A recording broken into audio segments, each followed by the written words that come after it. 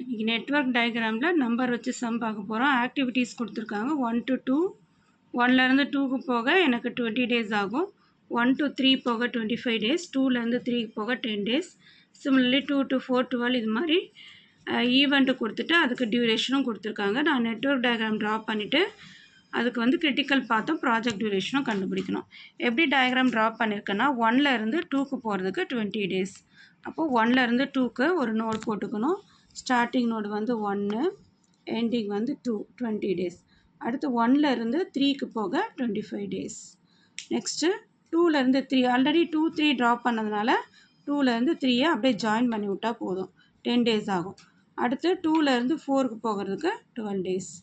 3லேருந்து 4க்கு போக 6 days, 4லேருந்து 5க்கு போக 10 days. இப்போ நெட்வொர்க் டயக்ராம் ட்ரா பண்ணிட்டோம். நெக்ஸ்ட்டு என்ன பண்ணணும்னா நான் வேரியஸ் பாத் கண்டுபிடிக்கணும். அதாவது ஸ்டார்டிங் வந்து ஈவெண்ட் வந்து 1, எண்டிங் வந்து 5.